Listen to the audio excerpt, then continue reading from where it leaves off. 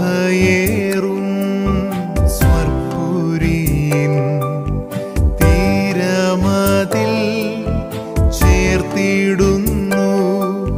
ശോഭയേറും സ്വർപ്പുരിയിൻ തീരമതിൽ ചേർത്തിടുന്നു. ശോഭിതപൂരത്തിൻ വാതിൽ എൻ മുൻപിൽ ഞാൻ കണ്ടിടുന്നു. ശോഭിതപൂരത്തിൻ വാതിൽ എൻ മുൻപിൽ ഞാൻ കണ്ടിടുന്നു. ഇപ്പോൾ നാം ശ്രവിച്ചുകൊണ്ടിരിക്കുന്നത് മോർണിംഗ് വോയിസ് എന്ന ആത്മീയ ശുശ്രൂഷ. ഇന്ന് ആരാധനാത്മകമായ ചിന്ത പങ്കുവയ്ക്കുന്നത് കർത്താവിൻ്റെ ദാസൻ സാബു ടി പോൾ വെട്ടിയാർ. നമ്മുടെ കർത്താവും രക്ഷിതാവുമായ യേശുക്രിസ്തുവിൻ്റെ നിസ്തുല്യ നാമത്തിൽ എല്ലാ പ്രിയപ്പെട്ടവർക്കും പ്രഭാത വന്ദനം അറിയിക്കുന്നു. മോർണിംഗ് വോയിസ് എന്ന ക്രിസ്തീയ പ്രോഗ്രാമിലൂടെ നിരന്തരമായി പ്രഭാത സന്ദേശങ്ങൾ കേട്ടുകൊണ്ടിരിക്കുന്ന എല്ലാ പ്രിയപ്പെട്ടവർക്കും യേശു കർത്താവിൻ്റെ നിസ്തുല്യ നാമത്തിലുള്ള വന്ദനത്തെ പ്രാരംഭമായി ഞാൻ ഓർമ്മപ്പെടുത്തുകയാണ്. വളരെയധികം പ്രതിസന്ധികളും പ്രയാസങ്ങളും നിറഞ്ഞ വളരെ അരക്ഷിതാവസ്ഥയിലാണ് ലോകം ഓരോ ദിവസവും മുന്നോട്ട് പോകുന്നത്. നാം കേൾക്കുന്ന വാർത്തകൾ, വിവിധ വാർത്താ മാധ്യമങ്ങളിലൂടെ നാം കേൾക്കുന്ന സന്ദേശങ്ങൾ ഒരു നിലയിലും തൃപ്തികരമായിട്ട് നമുക്ക് ആസ്വദിപ്പാൻ കഴിയാത്ത വിധത്തിൽ വളരെ ഭയാനകമായിട്ട് മാറുന്നു. പ്രകൃതി ദുരന്തങ്ങളാണെങ്കിലും അത്യാഹിതങ്ങളും ആകസ്മികമായ മരണങ്ങളാണെങ്കിലും അങ്ങനെ മനുഷ്യജീവിതവുമായി ബന്ധപ്പെട്ട് കിടക്കുന്ന ഏതൊരു മേഖലകളിലും മനുഷ്യർ വളരെയധികം അസ്വസ്ഥതയും പ്രയാസവും അനുഭവിച്ച് മുന്നോട്ട് പോകുന്നു. ഈ തിരുവഴുത്തും ദൈവവചനം കേൾക്കുന്ന പ്രിയപ്പെട്ടവർ വ്യത്യസ്തരല്ല. നിങ്ങളുടെ ജീവിതത്തിലും നിങ്ങൾ അനുഭവിക്കുന്ന പ്രതിസന്ധികൾ ഒരുപക്ഷെ വ്യത്യസ്തങ്ങളായിരിക്കാം. എങ്കിലും അതിൻ്റെ നടുവിൽ ദൈവാശ്രയ ബോധമുള്ളവരായി ജീവിപ്പാൻ കഴിയുന്നത് എത്രയോ ധന്യമാണ്. അതിനെ ഓർത്ത് ഞാൻ കർത്താവിനെ മഹത്വപ്പെടുത്തുകയാണ്. ഈ അനുഗ്രഹീതമായ ദിവസം കർത്താവ് നമുക്ക് അനുവദിച്ചു നൽകിയതിനെ ഓർത്ത് ദൈവത്തെ സ്തുതിക്കുന്നു. വിശേഷാൽ യേശു കർത്താവിലൂടെ പിതാവായ ദൈവത്തിന് ആരാധന അർപ്പിക്കുന്ന അനുഗ്രഹീതമായൊരു ദിവസം, ആഴ്ചവട്ടത്തിൻ്റെ 1-ാം ദിവസം, ഈ പ്രത്യേകമായ വിശേഷതയാർന്ന ദിവസത്തെ ഓർത്ത് ഞാൻ കർത്താവിനെ മഹത്വപ്പെടുത്തുന്നു. സർവസ്തുതിയും ബഹുമാനവും പുകഴ്ചയും അർപ്പിക്കുന്നു. വിശുദ്ധ തിരുവഴുത്തിൽ നിന്ന് 138-ാമത്തെ സങ്കീർത്തനം അതിൻ്റെ 1-ാമത്തെ വേദഭാഗം വായിക്കുന്നു. 138-ാം സങ്കീർത്തനം അതിൻ്റെ 1-ാമത്തെ വാക്യം: ഞാൻ പൂർണ്ണ ഹൃദയത്തോടെ നിനക്ക് സ്തോത്രം ചെയ്യും, ദേവന്മാരുടെ മുമ്പാകെ ഞാൻ നിന്നെ കീർത്തിക്കും. ഞാൻ നിൻ്റെ വിശുദ്ധ മന്ദിരത്തെ നോക്കി നമസ്കരിച്ച് നിൻ്റെ ദയയും വിശ്വസ്തതയും നിമിത്തം തിരുനാമത്തിന് സ്തോത്രം ചെയ്യും. നിൻ്റെ നാമത്തിന് മീതെയൊക്കെയും നീ നിൻ്റെ വാഗ്ദാനം മഹിമപ്പെടുത്തിയിരിക്കുന്നു. വളരെ അനുഗ്രഹീതമായ ഒരു സങ്കീർത്തന വേദഭാഗമാണ് വായിക്കുവാൻ അവസരമുണ്ടായത്.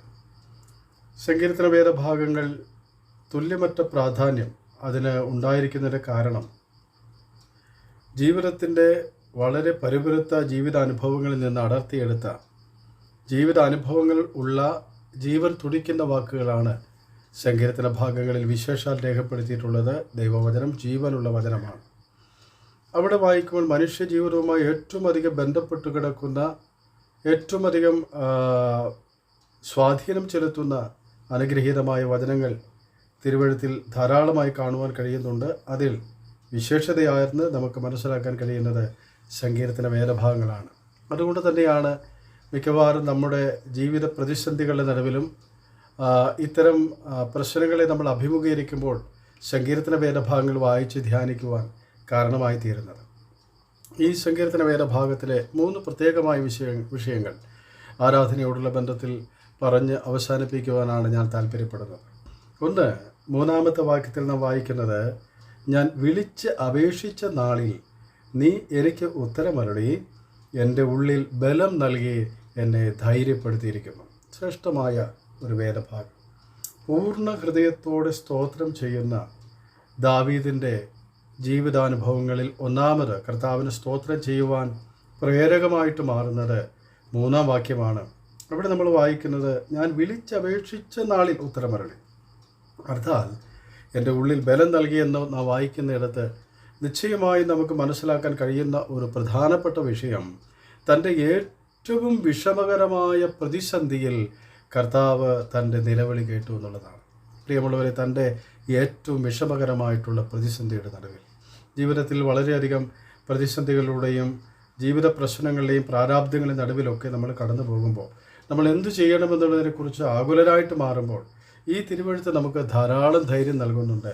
കർത്താവിൻ്റെ വചനം പറയുകയാണ്, നമ്മുടെ ഏറ്റവും വിഷമകരമായ പ്രതിസന്ധിയിൽ നമ്മുടെ നിലവിളി കേൾക്കുവാൻ കർത്താവ് മതിയായവനാണ് എന്ന് തിരുവെഴുത്ത് നമ്മെ ഓർമ്മപ്പെടുത്തുന്നു.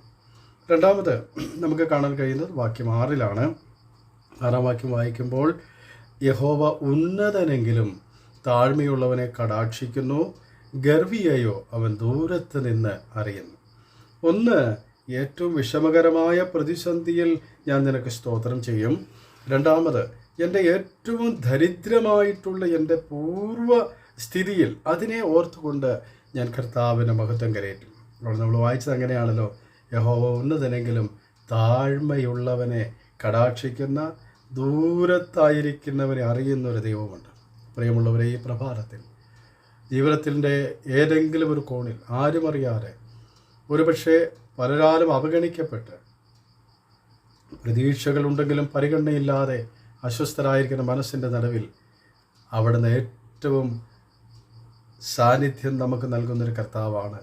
ഏറ്റവും ദരിദ്രമായ എൻ്റെ പൂർവ്വസ്ഥിതിയിൽ എന്നെ ഓർക്കുന്നവൻ, അതിനെ ഓർത്തുകൊണ്ട് ആരാധന കരയറ്റുവാൻ എനിക്ക് കഴിയുന്നു.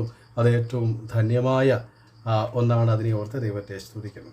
മൂന്നാമത് നമുക്ക് കാണാൻ കഴിയുന്നത് 138-ന്റെ 7-ാമത്തെ വാക്യമാണ്.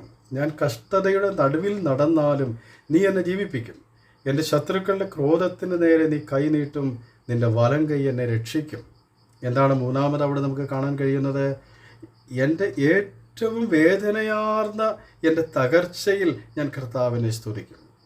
ഒന്നാമത് നമ്മൾ വായിച്ചത് 3-ാം വാക്യമാണ്. ഏറ്റവും വിഷമകരമായ പ്രതിസന്ധിയിൽ കർത്താവിന് സ്തോത്രം ചെയ്യുന്നു. 6-ാം വാക്യത്തിലാണ് നമ്മൾ രണ്ടാമത് വായിച്ചത്, ഏറ്റവും ദരിദ്രമായ എൻ്റെ പൂർവ്വസ്ഥിതിയിൽ ഞാൻ കർത്താവിന് സ്തോത്രം ചെയ്യും. മൂന്നാമതായിട്ട് നമുക്ക് കാണാൻ കഴിയുന്നത് 7-ാം വാക്യമാണ്.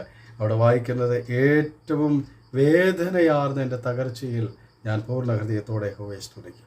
പ്രിയമുള്ളവരെ, ഒരുപക്ഷെ നമുക്ക് അസ്വാഭാവികമെന്ന് തോന്നാം, അസംഭവമെന്ന് തോന്നാം.